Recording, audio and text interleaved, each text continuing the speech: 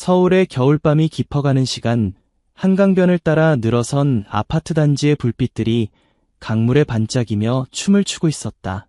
차가운 바람이 뺨을 스치며 지나가는 이 밤에 18살 소녀 이수진은 편의점에서의 야간 알바를 마치고 집으로 향하고 있었다. 수진은 고향인 부산을 떠나 서울에 온 지 이제 겨우 한 달이 되었다. 꿈을 좇아 상경한 수많은 청년들 중 하나였지만 그녀의 사연은 남달랐다. 어릴 때부터 혼자 자란 수진에게는 가족이라는 따뜻한 울타리가 없었다. 고아원에서 자라며 늘 꿈꿔왔던 것은 언젠가 자신만의 가족을 이루는 것이었다. 오늘도 긴 하루였네. 수진은 깊은 한숨을 내쉬며 한강공원을 가로지르는 오솔길로 접어들었다. 강남구의 한 작은 원룸에서 혼자 살며 생계를 이어가던 그녀에게는 매일이 생존의 연속이었다. 편의점 야간 알바로 벌어들이는 돈으로는 서울의 비싼 생활비를 감당하기가 빠듯했다. 한강공원을 지나는 이 길은 늦은 시간이면 인적이 드물어 조금은 무서웠지만 택시비를 아끼기 위해 어쩔 수 없는 선택이었다. 수지는 이어폰을 끼고 음악을 들으며 빠른 걸음으로 집을 향해 걸었다. 그런데 이날 밤은 달랐다. 공원 벤치 근처에서 들려오는 희미한 울음소리가 수진의 발걸음을 멈추게 했다. 처음에는 바람 소리인 줄 알았지만 이어폰을 빼고 귀를 기울여 보니 분명 어린 생명체의 울음소리였다. 이게 뭐지? 호기심과 걱정이 뒤섞인 마음으로 소리가 나는 곳으로 다가간 수진. 벤치 아래 버려진 골판지 상자에서 작은 울음소리가 새어나오고 있었다.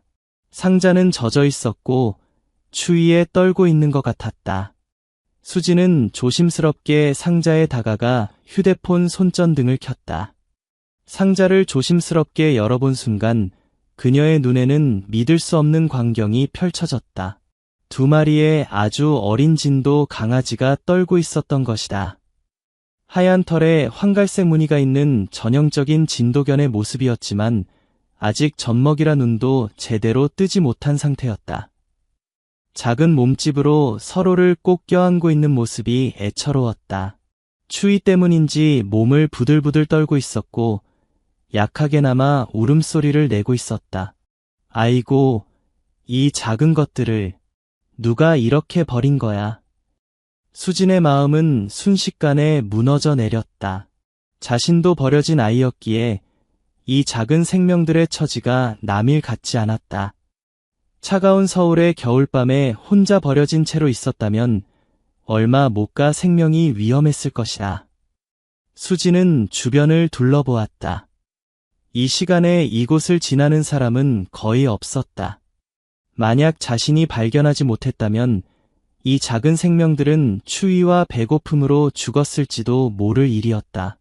어떡하지? 나도 힘든데. 수지는 잠시 망설였다. 자신의 경제적 상황도 빠듯한 마당에 2마리의 강아지를 키운다는 것은 쉬운 일이 아니었다. 원룸은 반려동물 금지였고 강아지 사려며 병원비며 생각하면 머리가 지끈거렸다. 하지만 그 순간 작은 강아지 1마리가 떨리는 몸으로 수진의 손가락에 코를 비비는 것이었다. 따뜻한 온기를 찾는 것 같았다. 그 순간 수진의 마음속에서 무언가가 무너져 내렸다. 못 본 척하고 갈 수는 없어. 결국 수진은 자신의 패딩 점퍼를 벗어 2마리 강아지를 감쌌다. 작은 생명들이 자신의 품 안에서 점점 따뜻해지는 것을 느끼며 그녀는 자신의 원룸으로 향했다. 집에 도착한 수진은 온라인으로 급히 강아지 관련 정보를 찾아보았다. 갓 태어난 강아지들에게는 2에서 3시간마다 우유를 먹여야 하고 체온 유지가 무엇보다 중요하다는 것을 알게 되었다. 설이, 미르, 너희들 이름이야. 수지는 2마리 강아지에게 이름을 지어주었다. 눈처럼 하얀 털을 가진 암컷에게는 설이, 용처럼 당당한 모습의 수컷에게는 미르라는 이름을 붙였다. 그 순간부터 그들은 더 이상 버려진 강아지가 아니라 수진의 소중한 가족이 되었다.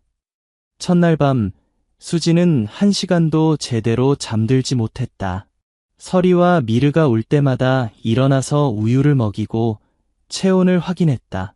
생전 처음 해보는 일이었지만 작은 생명을 돌본다는 것이 이렇게 소중하고 책임감 있는 일인지 처음 깨달았다. 다음 날 아침, 수진은 현실의 무게를 실감했다. 24시간 편의점에서 강아지 우유와 젖병, 그리고 각종 용품들을 사려니 한 달 생활비의 절반이 훌쩍 나가버린 것이다. 이래서는 안 되는데. 수진은 통장 잔액을 확인하며 한숨을 내쉬었다. 남은 돈으로는 이번 달을 버티기도 힘들 것 같았다. 하지만 서리와 미르를 보면 후회되지 않았다. 어젯밤보다 훨씬 생생해진 그들의 울음소리와 조금씩 뜨기 시작한 눈을 보면 모든 어려움이 감수할 만했다. 문제는 원룸 관리사무소였다. 학생, 여기 반려동물 키우면 안 된다고 계약서에 명시되어 있는 거 알지? 관리사무소 직원이 불쑥 찾아와 엄중히 경고했다. 누군가가 강아지 울음소리를 신고한 모양이었다. 죄송해요. 사정이 있어서 곧 다른 곳을 알아볼게요. 알아볼게요가 아니라 당장 처리해야지. 다른 입주민들한테 피해주면 어떡해? 직원이 떠난 후 수진은 절망에 빠졌다. 서리와 미르를 보낼 곳도 없고 그렇다고 다른 집을 구할 여유도 없었다. 반려동물을 허용하는 원룸은 보증금도 월세도 훨씬 비쌌다. 수진은 온라인 커뮤니티에서 도움을 요청해 보았다.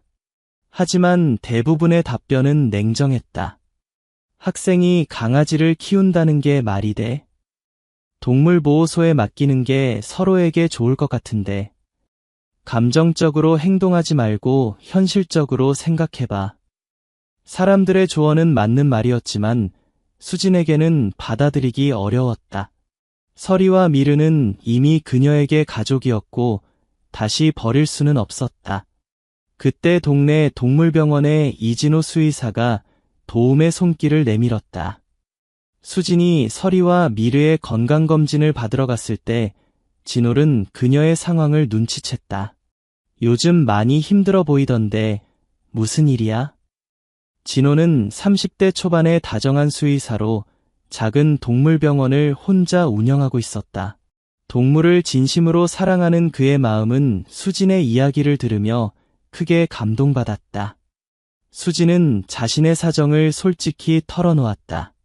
한강에서 강아지들을 발견한 경위부터 현재의 경제적 어려움까지 모든 것을 이야기했다. 그렇다면 우리 병원 2층에 작은 방이 하나 있는데 거기서 지낼래?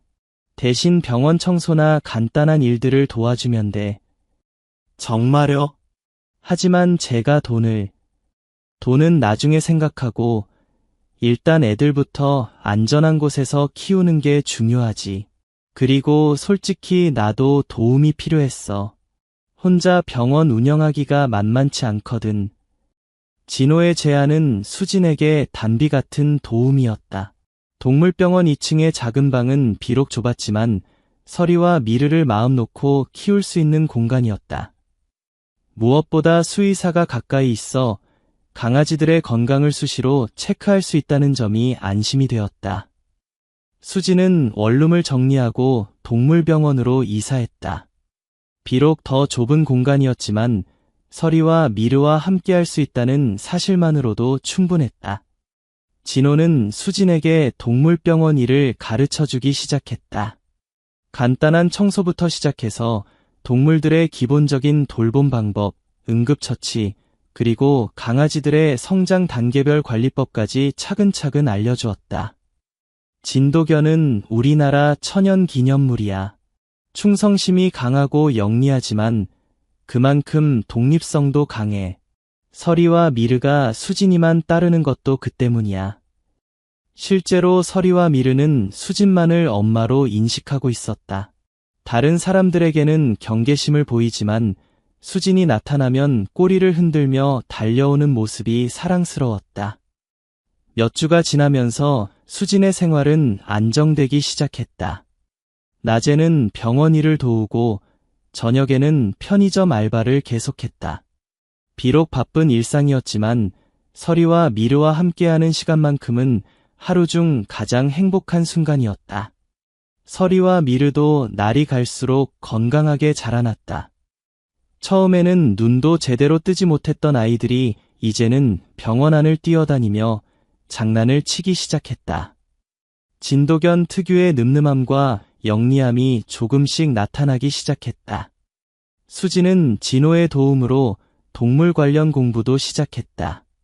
온라인 강의를 통해 반려동물 관리사 자격증 준비를 하고 언젠가는 자신만의 동물 보호소를 운영하고 싶다는 꿈을 키우게 되었다. 수진아, 정말 대단해. 이렇게 짧은 시간에 이만큼 성장하다니. 진호는 수진의 변화를 지켜보며 감탄했다. 처음에는 서툴렀던 그녀가 이제는 웬만한 동물 돌봄은 혼자서도 척척 해내고 있었다. 하지만 평온한 시간은 오래가지 않았다. 수진이 동물병원에서 지낸 지 2달째 되던 어느 날 예상치 못한 일이 벌어졌다. 여보세요. 거기 이수진이라는 학생 있죠? 동물병원에 걸려온 낯선 남자의 목소리였다.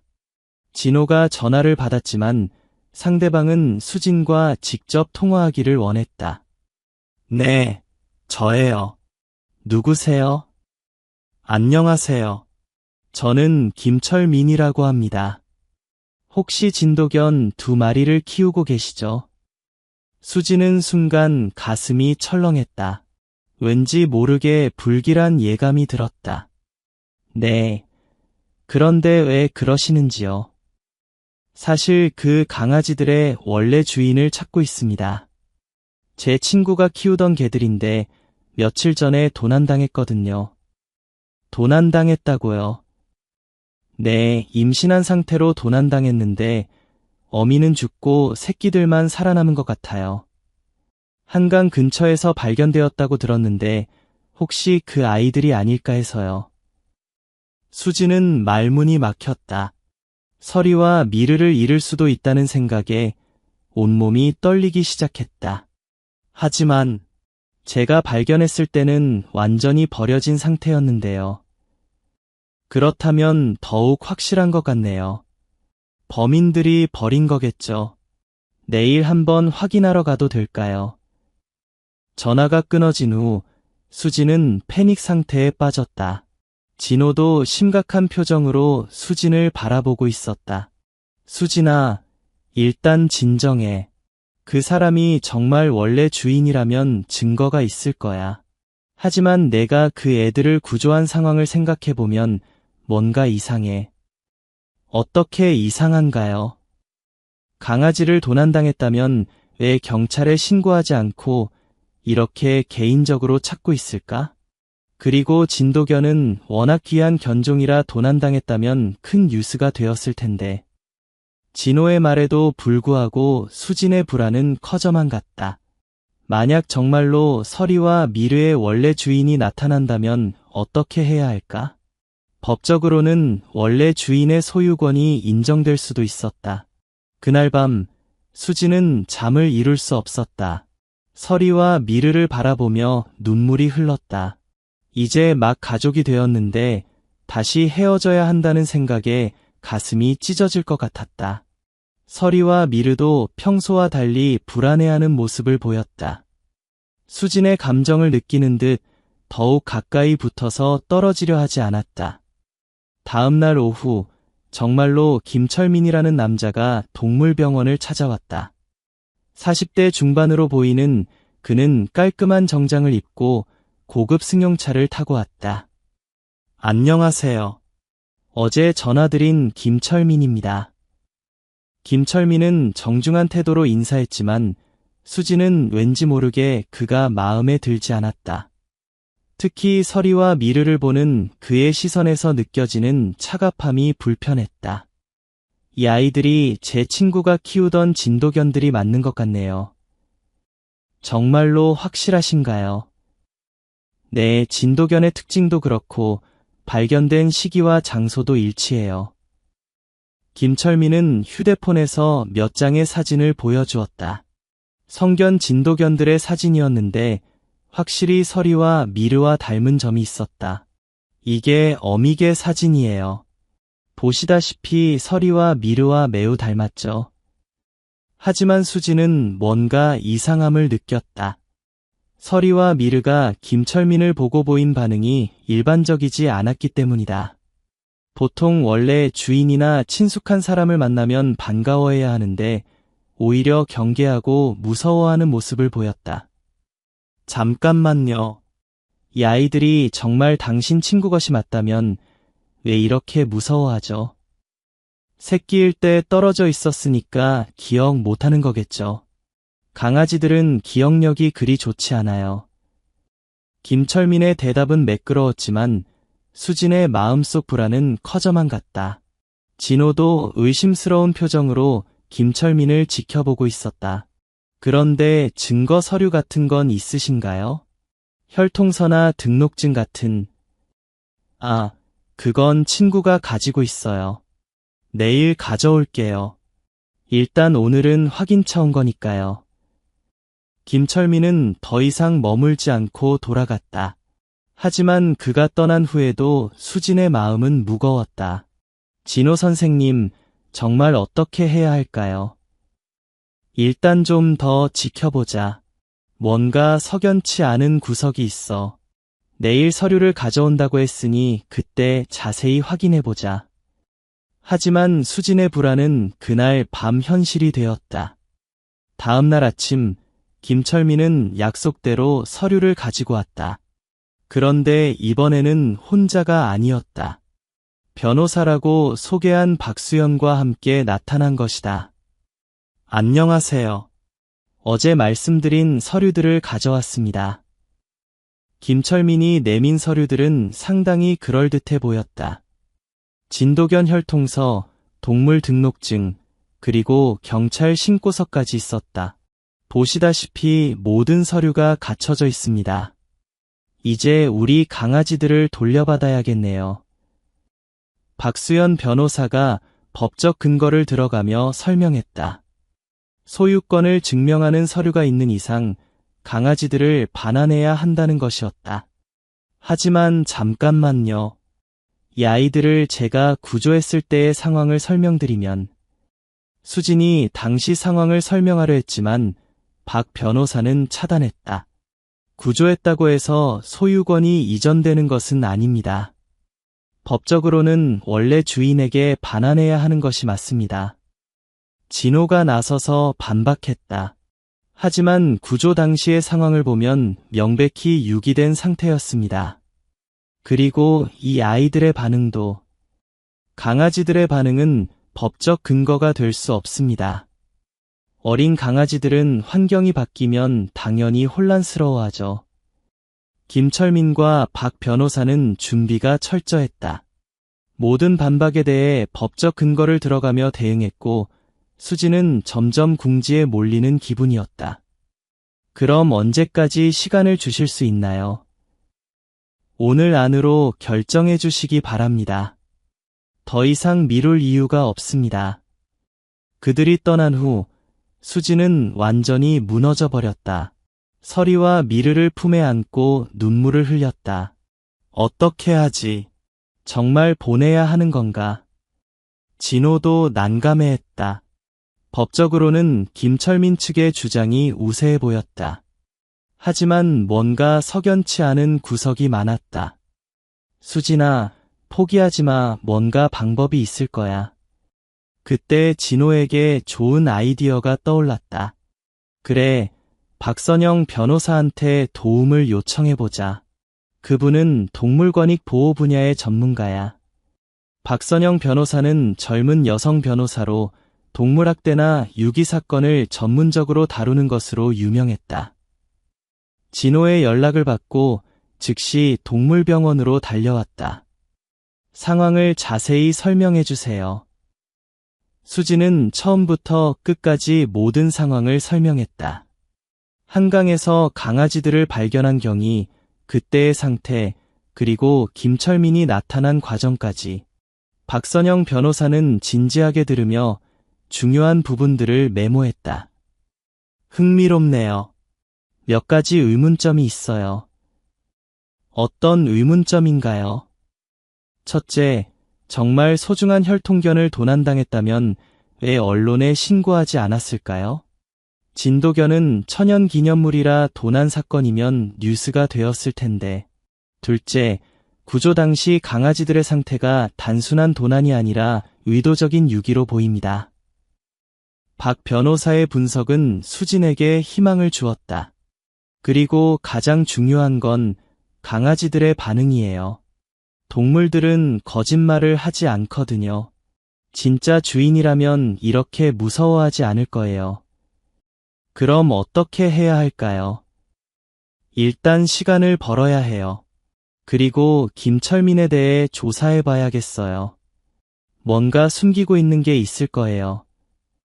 박선영 변호사는 즉시 김철민에 대한 조사에 착수했다. 그리고 놀라운 사실을 발견했다.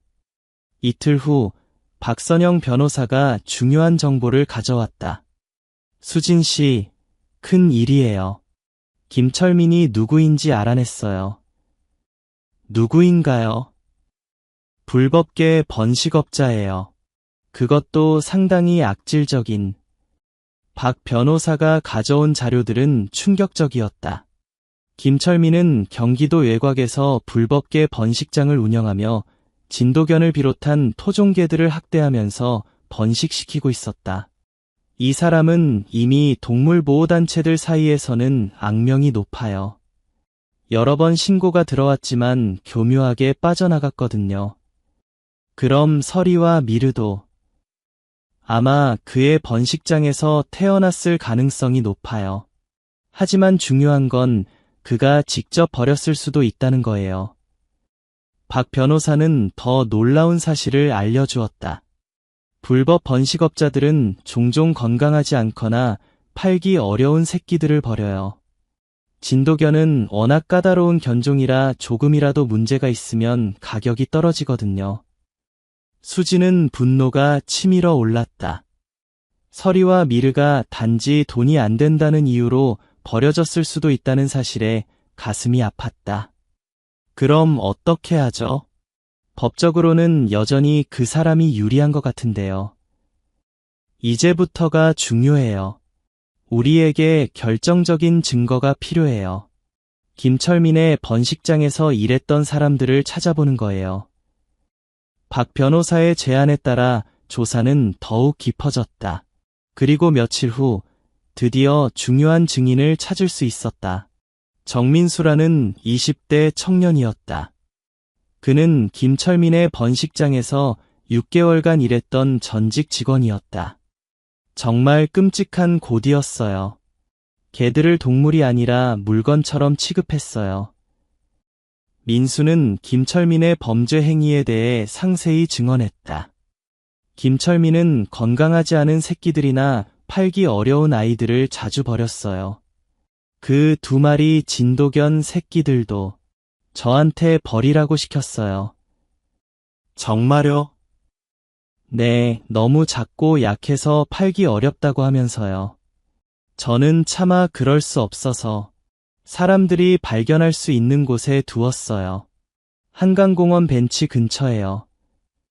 민수의 증언은 결정적이었다. 김철민이 직접 서리와 미르를 버렸다는 사실이 드러난 것이다. 이제서야 나서시는 거예요. 그동안 무서웠어요. 김철민이 협박했거든요. 하지만 그 학생이 강아지들을 정성껏 키우는 걸 보니 더 이상 숨길 수 없었어요. 박선영 변호사는 즉시 이 증언을 바탕으로 법적 대응에 나섰다. 김철민을 동물학대와 유기 혐의로 고발하고 서리와 미르의 소유권이 수진에게 있다고 주장했다. 하지만 김철민도 만만치 않았다. 그는 민수의 증언을 부인하며 오히려 수진을 절도 혐의로 역고발했다. 그 학생이 우리 강아지들을 훔쳐간 거예요. 민수의 증언은 거짓이고요. 상황은 더욱 복잡해졌다. 법정 다툼은 피할 수 없게 되었고 수지는 큰 부담을 느꼈다. 드디어 재판이 시작되었다. 서울중앙지방법원에서 열린 이 재판은 언론의 주목을 받았다. 한강에서 구조한 진도견을 둘러싼 소유권 분쟁이라는 제목으로 여러 매체에서 보도되었다. 김철민 측은 강력한 변호사단을 구성했다. 반면 수진 측은 박선영 변호사와 시민단체의 지원을 받았다. 첫 번째 재판에서 김철민 측은 혈통서와 등록증을 증거로 제시하며 소유권을 주장했다. 이 서류들이 명확하게 소유권을 증명합니다. 피고는 우리 강아지들을 불법적으로 점유하고 있습니다. 하지만 박선영 변호사의 반박은 날카로웠다. 그 서류들의 진위를 확인해 봐야 합니다. 불법 번식업자들은 2조 서류를 만드는 것으로 악명 높습니다. 재판부는 서류의 진위 확인을 위해 감정을 명령했다.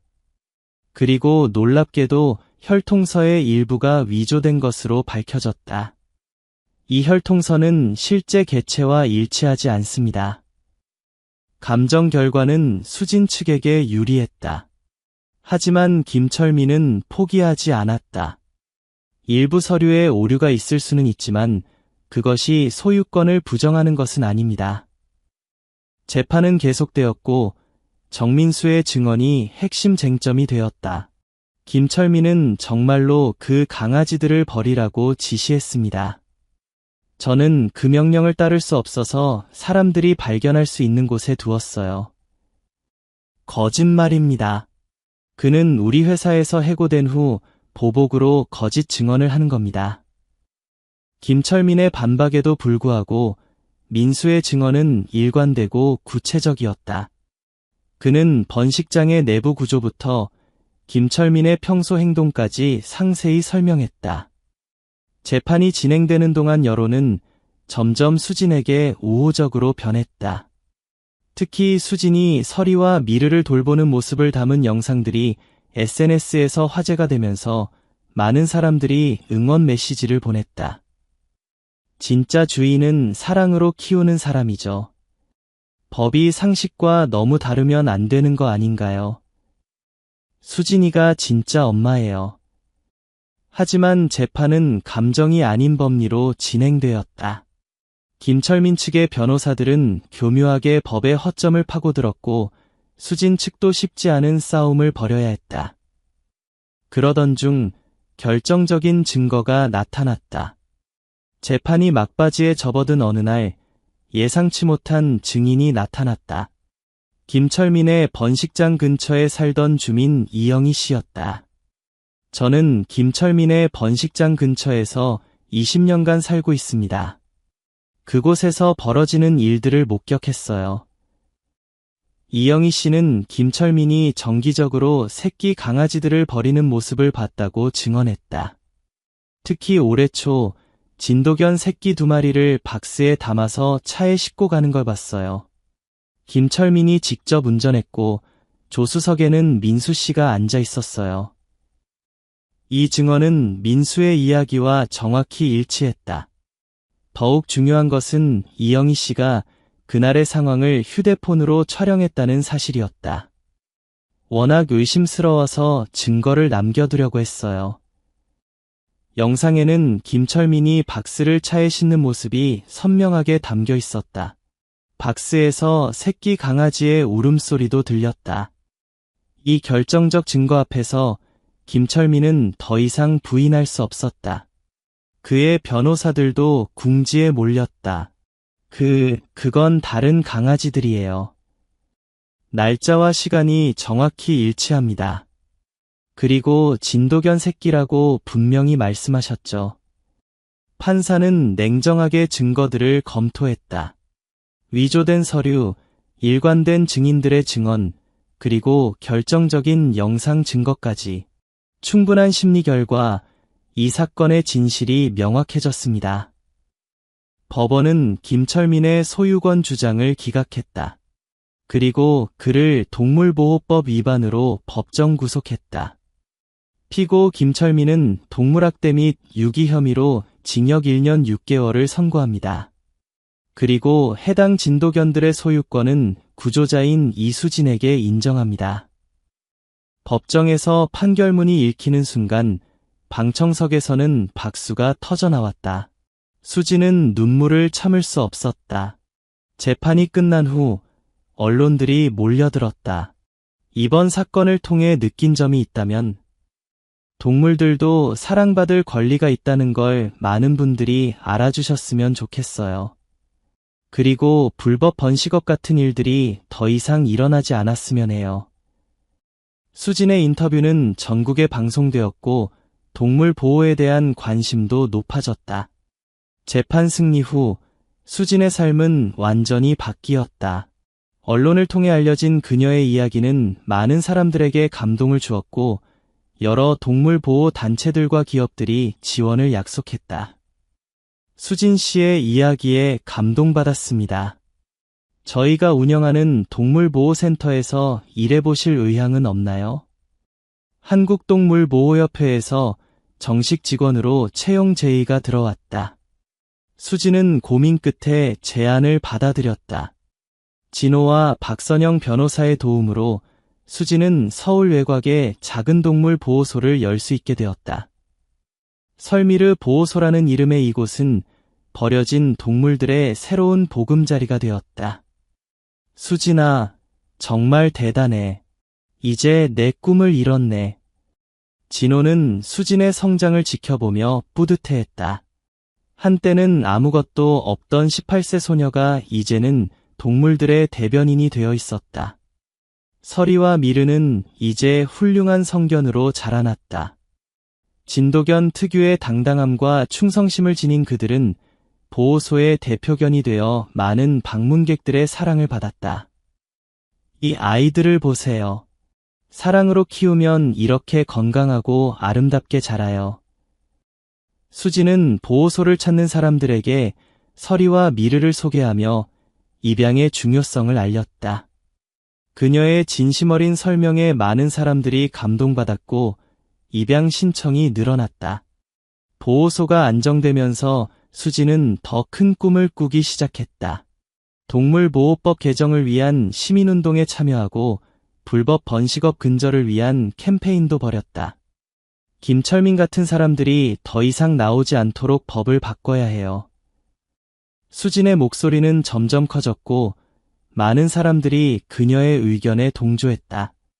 국회에서도 동물보호법 강화 논의가 시작되었다. 한편 수진과 진호 사이에는 새로운 감정이 싹트고 있었다. 처음에는 단순한 도움의 관계였지만 시간이 지나면서 서로에 대한 깊은 애정을 느끼게 되었다. 수진아, 나와 함께 살지 않을래? 어느 날 진호가 조심스럽게 고백했다. 정말요? 하지만 서리와 미르도 함께여야 해요. 당연하지. 우리는 이미 가족이잖아. 수진은 행복한 미소를 지었다. 한때는 혼자였던 그녀에게 이제는 사랑하는 사람과 소중한 가족들이 생겼다.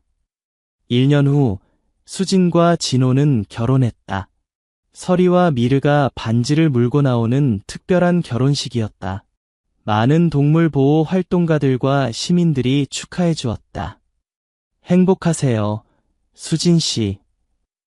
서리와 미르도 축하해요. 신혼집은 보호소 근처에 마련했다. 넓은 마당이 있어 서리와 미르가 마음껏 뛰어놀 수 있었다. 여보, 저기 봐. 어느 날 저녁, 수진이 진호를 불렀다. 마당에서 서리와 미르가 새로 들어온 보호소 강아지들과 함께 놀고 있었다. 마치 동생들을 돌보는 듯한 모습이었다. 정말 착한 아이들이야. 자기들이 받은 사랑을 다른 아이들에게도 나눠주는구나. 수진은 감동받았다. 서리와 미르 역시 자신처럼 버려진 동물들의 마음을 이해하고 있는 것 같았다. 보호소는 날로 발전했다.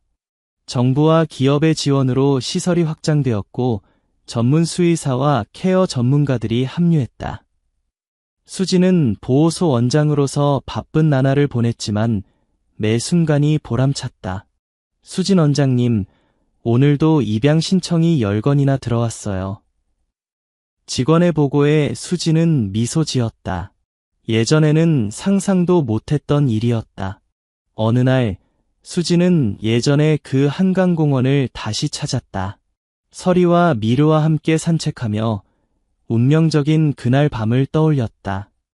여기서 우리가 처음 만났지. 서리와 미르는 꼬리를 흔들며 수진을 올려다봤다. 마치 그때를 기억하는 것 같았다. 그때는 정말 막막했는데 이제는 이렇게 행복해졌네. 수지는 감사한 마음으로 하늘을 올려다봤다. 모든 것이 기적 같았다. 그때 진호가 뒤에서 나타났다. 뭘 그렇게 생각하고 있어? 우리 첫 만남을 생각하고 있었어. 그때만 해도 이런 날이 올 줄 꿈에도 몰랐는데. 인생은 정말 알 수 없는 것 같아. 가장 힘들 때 가장 큰 행복이 찾아오기도 하고. 진호는 수진의 어깨에 손을 올렸다. 서리와 미르는 그들 주위를 빙빙 돌며 행복해했다. 여보, 우리 아이는 언제 가질까? 수진이 갑자기 물었다. 아이? 우리한테는 이미 서리와 미르가. 그것도 맞지만 사람 아이 말이야. 우리 아이가 서리, 미르와 함께 자라면 얼마나 좋을까? 진호는 수진을 바라보며 따뜻하게 미소 지었다. 좋은 생각이야. 우리 아이도 동물들과 함께 자라면서 생명의 소중함을 배우겠네. 몇 달 후, 수진은 임신 소식을 알렸다. 서리와 미르는 마치 알아채기라도 한 듯 수진을 더욱 조심스럽게 대했다. 정말 신기해. 동물들은 어떻게 아는 걸까? 진호는 신기해하며 서리와 미르를 쓰다듬었다. 아이가 태어나고 수진의 가족은 더욱 완성되었다. 딸아이는 서리와 미르를 형, 누나처럼 따랐고 진도견들은 아이를 지키는 충실한 보호자가 되었다. 엄마, 서리랑 미르도 우리 가족이지? 3살이 된 딸 하은이가 물었다.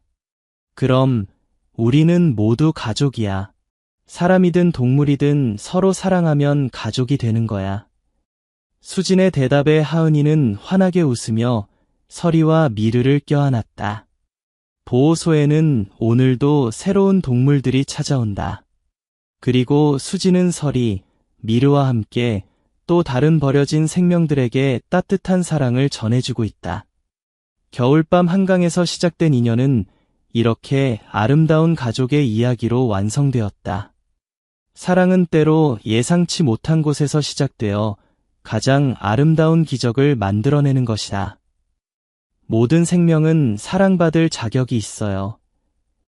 이것이 수진이 세상에 전하고 싶은 메시지였다.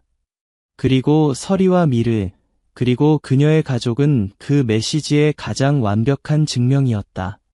지금도 전국 곳곳에서 수진과 같은 사람들이 버려진 동물들에게 새로운 희망을 주고 있다. 그들의 작은 실천이 모여 더 나은 세상을 만들어가고 있다. 서리와 미르는 이제 10살이 되었다. 여전히 건강하고 당당하며 보호소의 상징적인 존재가 되었다. 그들을 보기 위해 전국에서 사람들이 찾아온다. 이 아이들이 바로 기적이에요. 버려진 생명이 이렇게 아름답게 꽃피울 수 있다는 증거죠. 수지는 방문객들에게 항상 이렇게 말한다. 그리고 서리와 미르는 그 말이 사실임을 온몸으로 보여준다. 한강의 그 겨울밤, 만약 수진이 그냥 지나쳤다면 어떻게 되었을까? 하지만 그녀는 멈췄고 사랑을 선택했다. 그 선택이 만들어낸 기적은 지금도 계속되고 있다.